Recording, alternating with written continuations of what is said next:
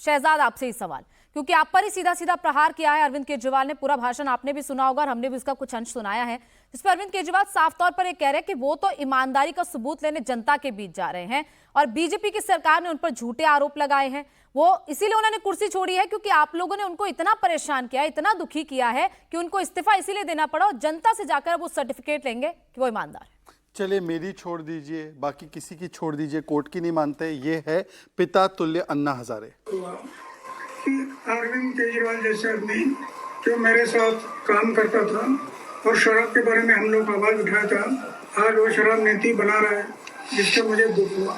लेकिन करेगा क्या, सत्ता के सामने कुछ नहीं कर सकता। आखिर उसको जो अरेस्ट किया गया, अटक हुआ, हम ये बातें नहीं करते तो अटक होने का कोई संभव नहीं। ये करते ही नहीं तो अटक होने का सवाल नहीं, मतलब कर्मों का नतीजा है। ये अन्ना हजारे कह रहे हैं। अब ये तो पिता तुल्य अन्ना हजारे हैं उनके, जिनकी उंगली पकड़कर ये सार्वजनिक पटल पर आए। तो आज संजीव झा जी इधर उधर की बातें नहीं, हमें तो आरएसएस का ज्ञान दे रहे थे ना।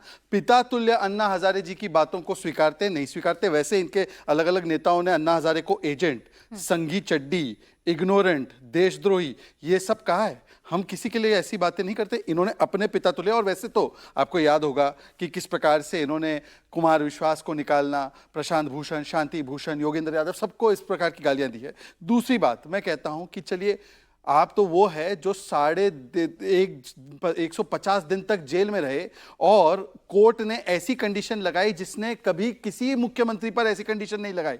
और कांग्रेस पार्टी जिनके साथ ये अलायंस करना चाहते थे, अभी आपने देवेंद्र यादव का भी बयान सुनाया। उसके अलावा आपने देखा होगा कि पवन खेड़ा ने कहा कि लिकर स्कैम की तो शराब घोटाले की जांच हमने शुरू करवाई। कांग्रेस के प्रतिनिधि या समर्थक बैठे तो पूछे उनसे कि शराब घोटाला नहीं हुआ था तो कांग्रेस पार्टी इस प्रकार की बातें क्यों कर रही थी। तीसरी बात, आज देखिए, भ्रष्टाचार का अदालत सजा था, ये जनता का अदालत नहीं था। ये स्पॉन्सर्ड बीड लाई थी, ये संदीप दीक्षित ने कहा है। और वहां पर सवाल जवाब करना चाहिए था तो वो ये करना चाहिए था कि यमुना की सफाई 2025 तक कितनी हुई। 12 लाख जॉब्स देने वाले थे, 500 नए स्कूल बनाने वाले थे, नए स्कूल के नाम चाहिए। 20 नए डिग्री कॉलेज बनाने वाले थे, डिग्री कॉलेज के नाम चाहिए। 20 नए अस्पताल, पैनिक बटन, वाईफाई पूरी दिल्ली में आने वाला था, है क्या? 11,000 बसेस, यूरोपियन स्टैंडर्ड की सड़कें। इनका जवाब नहीं है तो हम अग्नि परीक्षा में जाएंगे। अरे भाई, अग्नि परीक्षा 3 महीने पहले हो गई है, वहां पर 0 आउट ऑफ 7 मिला। आपके इस मॉडल के साथ आप गए थे और कांग्रेस को साथ में लेकर गए थे, इसीलिए इधर उधर की बातें ये करेंगे। अभी हिसाब का जवाब देना है, उसका जवाब नहीं देंगे, केवल और केवल इस प्रकार की बातें लेकर आएंगे। और देखिए, अरविंद केजरीवाल की आखिरी बात कहता हूं, इनकी बातों का क्या भरोसा किया जाए। इन्होंने क्या कहा था? अरुण जेटली करप्ट है, नाक रगड़कर माफी मांगी। गडकरी करप्ट है, आईबी की रिपोर्ट आई, गुजरात चुनाव जीत रहे हैं। कांग्रेस भ्रष्ट है, मैं कांग्रेस के साथ कभी हाथ नहीं मिलाऊंगा, बच्चों की सौगंध खाऊंगा। और एक बात तो आज देखिए, शीश महल 7 दिन में छोड़ने वाले थे। संजय सिंह ने चीख चीख कर बोला था 7 दिन में छोड़ देगा केजरीवाल शीश महल। आज क्या बोले? श्राद्ध के बाद। श्राद्ध कब खत्म हो रहा है? 3 अक्टूबर। ये शीश महल नहीं छोड़ने वाले। इनसे पूछे शीश महल दिखाएंगे कब गौनिका को, कब दिखाएंगे इंडिया टीवी के रिपोर्टर को, जरा बताइए, पूछे। अच्छा, आपने लिस्ट तो गिना दी, लेकिन कुछ हिसाब उन्होंने दिया भी है। जो कह रहे हैं कि अगर हमने भ्रष्टाचार किया होता, पैसा ही कमाना होता, तो हम बिजली फ्री में थोड़ी ना देते, पानी फ्री में थोड़ी ना देते। हमने तो इतने 3,000 करोड़ उन्होंने बिजली पे लगाया है कि फ्री बिजली दे रहे हैं लोगों को, पानी दे रहे हैं। इसका एक वाक्य दे दूं जवाब? पानी फ्री दे रहे हैं ना, 24 घंटे पानी किस इलाके में आता है दिल्ली के, मुझे बता दे। और साफ पानी कहां आता है बता दे।